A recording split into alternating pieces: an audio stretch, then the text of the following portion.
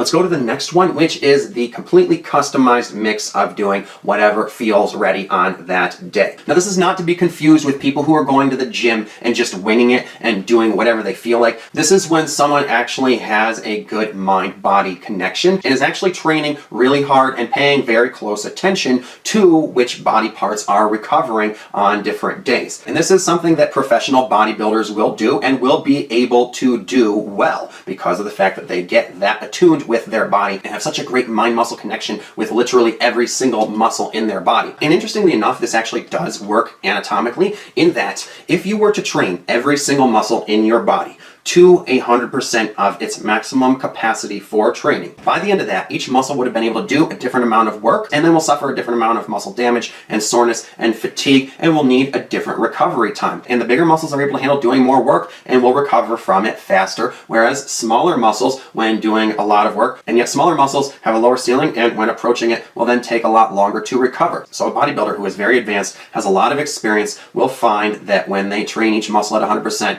each one takes different amounts of time to recover. So they can and do sometimes just train whatever feels ready on each training day. However, when it comes to the anatomical grouping, this could be done in ways that goes together or it could not, all right? It's pretty ambiguous when it comes to that. While it's somewhat up in the air, I will say that if you are a very advanced bodybuilder and you have enough of a mind-muscle connection with every single body part, then this could be more of a pro. And then when it comes to the frequency implications and the rest period that each muscle gets, again, if you have enough body awareness and are doing this well enough so that what you're doing is training every muscle as soon as it is ready to be trained again, then the frequency implications of this are also a pro. When it comes to loading, you have the full freedom to use any loading schemes and manipulate that training variable as you wish. So I will say that that is also a pro. And when it comes to the volume implications, again, same thing. You have full freedom there to manipulate that training variable as you wish. However, while that is almost a pro, I would say that as a programmer, there's also a drawback in that programming the weekly volume for this is very complicated. Because if you're waiting to see what's ready to work out each day, you're not actually pre-planning your workouts ahead of time, which makes it harder to map out your weekly volume and make sure you hit those targets. Now, you could, of course, still have a target weekly volume and then just be doing what you feel you can as you go and just sort of trying to get there as best you can. And maybe you hit that weekly volume and maybe you don't. And maybe you're using the split because you're good enough to be able to use it and make progress. But for a programmer like me, it seems like too much is up in the air and not actually planned and programmed